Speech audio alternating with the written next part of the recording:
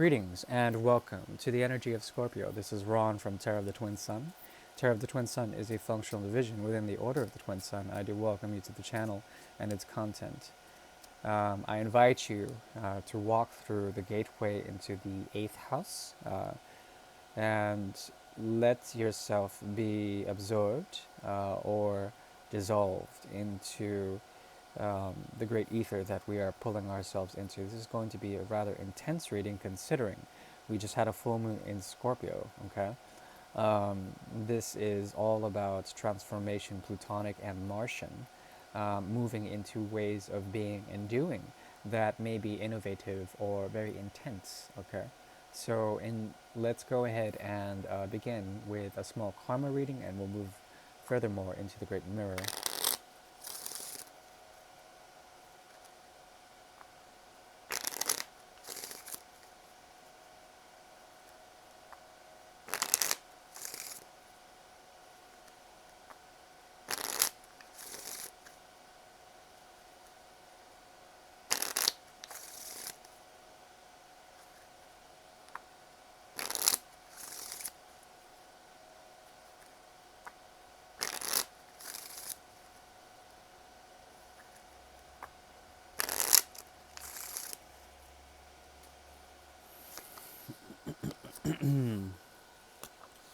Aquarius coming in strong here, Aquarius.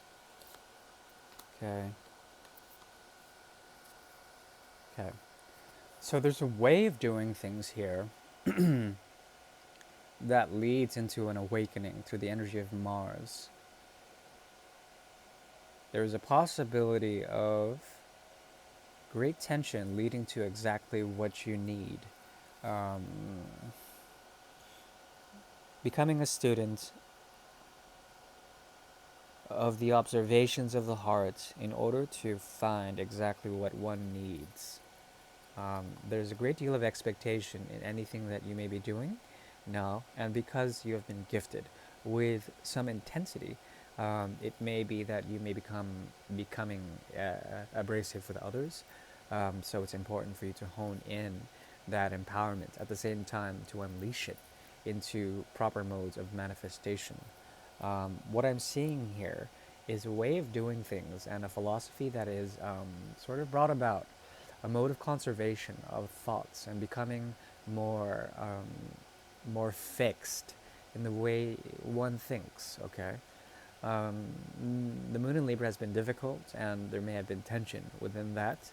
From the ashes of many different thoughts come purification, and what we see here is in the past a type of falling out, isolation resolving from that, and what crowns the mind is a sense of realization, a type of balance yet imbalance, walking or teeter-tottering on the great axis, the great node of karma, okay? And this has been very important for you. Perhaps you have at least two different options with possibly a significant other or someone who's not so significant, perhaps yourself. There may be two different versions of yourself, and you may be lulled to become one more than the other. But I think there has been enough rest in order to find a sense of truth. Okay, the 11 coming in strong here, and the 1 coming in strong here. You have the possibility of coming into truths that are given to you, or a way of ritualizing yourself, either through social understanding or perhaps a way of bringing forth, passing, if you will, a sense of knighthood onto you. Okay, and this is a very good thing. That's what I see in terms of karma. We're moving now into the great mirror. The 8th house is open. I'm working from the Cartomanzia Italiana deck, Contadoci, down 19 degrees. Yeah, and it's a nice deck from 1983.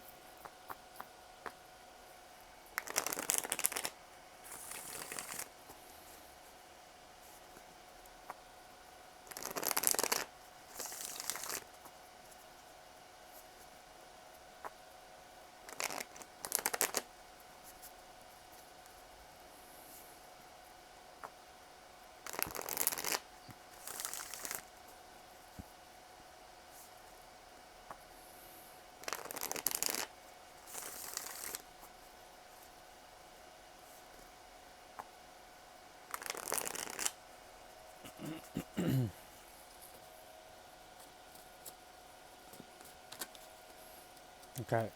Okay. Hmm.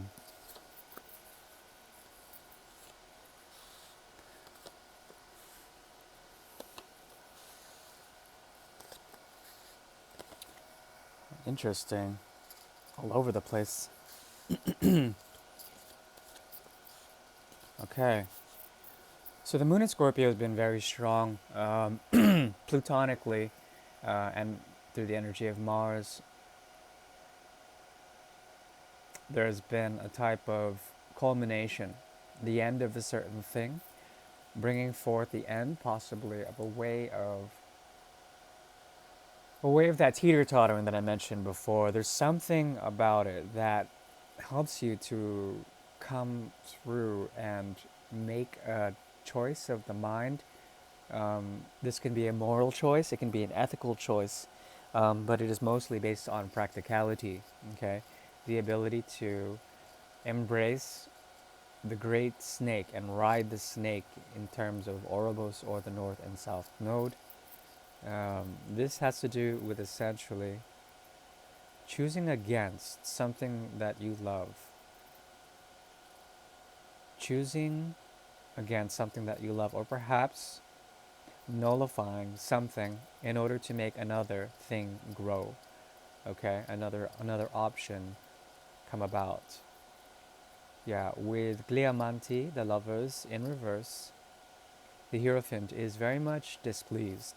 And with this, there is a type of investment that you are letting go in order to make room for another investment that you feel is more righteously karmic. Okay, and that is a good thing. At the same time, it's about breaking free from Saturnian constrictions. Okay, breaking against the rules, doing things against the rules, especially if there are great expectations within those rules. This is a rite of passage. Rite of passage that I'm not sure will lead to anywhere, but it will make you burn in a certain way, where the ego could be burned, or where you can evolve through that process. Okay, so I see here a point of crisis, essentially coming out of it. Okay, a way of breaking the mind in order to break free and to come up with a way of doing things more Aquarian like, okay, detached, but also moving towards a mode of humanity that is more graceful. Now, the thing is that psychology gets such a huge rap, and it has since the 90s and the 80s. But this is something that is turning about, and there is a resurgence of Uranian like qualities that points to boons, that point to explosions in social strata, but also your place within that strata, and you being a sort of forerunner or a pilgrim or a pioneer of something. Okay, this is pioneering of the mind. Okay, breaking free from the limits and the so-called moralities of psychology. Psychology being a religion, that being debunked in some sort of way. And I think that deserves applause. At the same time, you are dealing with a significant other who is burnt out in a certain respect, but this person resembles something that you will be going to in terms of the fool's energy in reverse that results out of the mode of karma that you are in now. This talks about breaking free, but apparently this person's already been there. In that respect, they can be quite arrogant with um, their words, quite careless even. Or perhaps they can be harboring a secret flame for you that they hide in some certain way. I think you have been protected within this connection, psychically as well, in terms of psychological sort of subtlety, if and you probably are a master of that. Um, there's something here that evolves out of it once again with the Aquarian energy strong and the Piscean 11 and 12 moving in. A type of gateway that has been expected for some time. A triumphal arc, the branches of Vishaka as well. The ability to sort of stand at the precipice or be hung at the precipice of something great, okay? The apeso is here, circospezione. So circumspezione is circumlocution or circum circumstances, okay?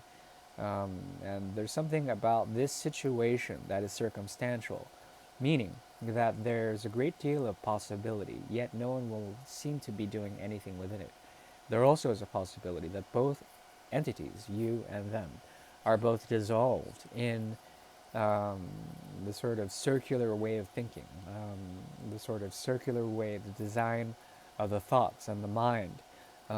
There's great deal of reception of emotional content, but I don't see any here between you two. Um, but the passions were once strong, if there were any at all.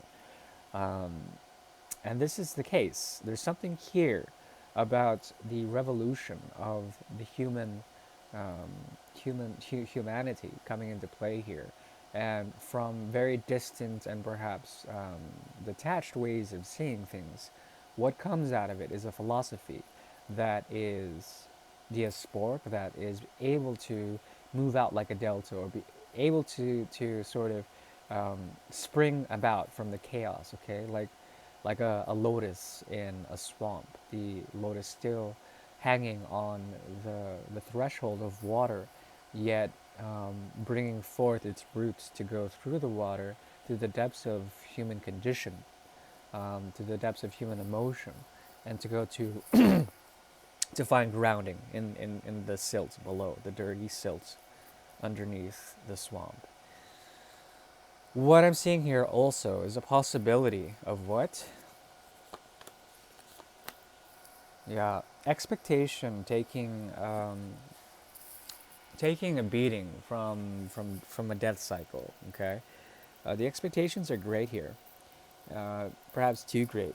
At the same time, there is a type of mirror that evolves out of this, that is sort of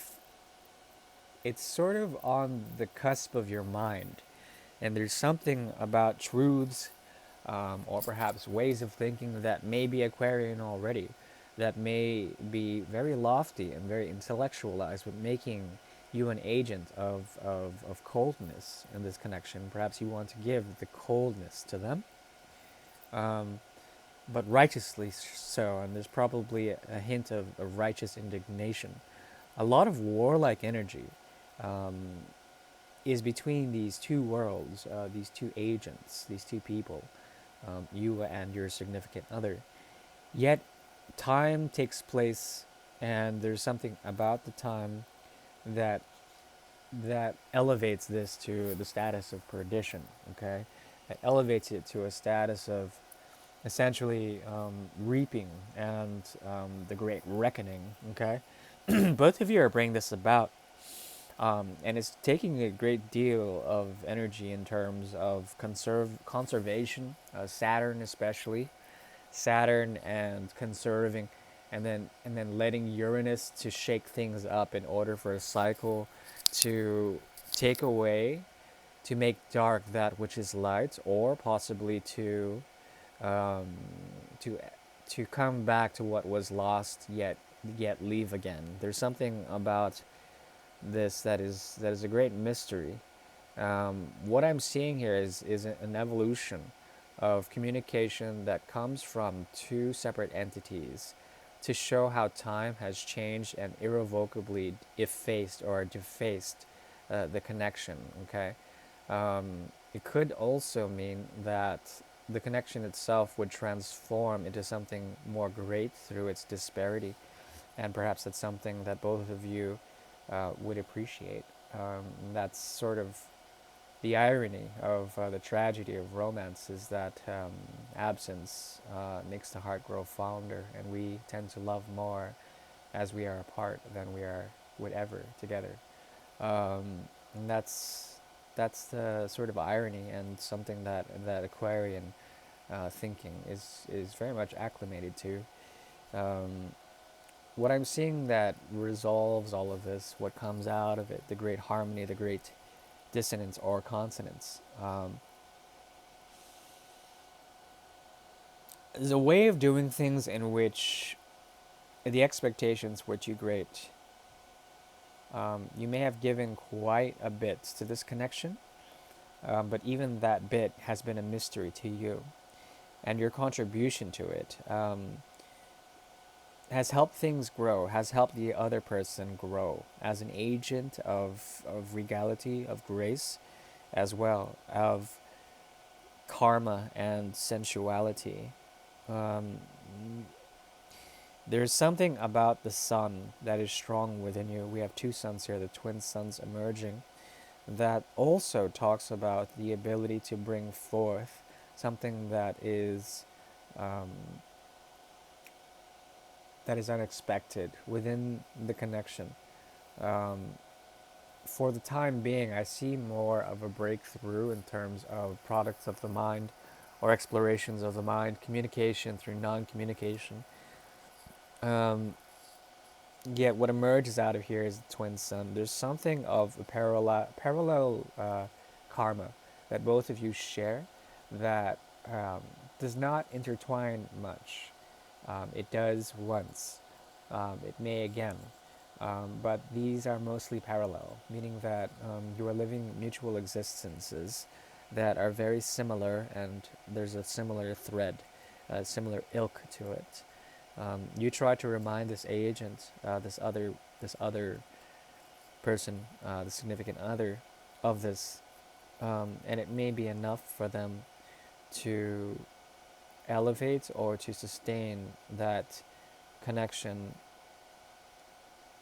through the graces of Venus. Okay, and if that's the case, then there is a great deal of emotions that come from them, and that might be the only place because you tend to give them that, but even then, that's a mystery to you. Um, so, in terms of advice, and this is very etheric, um,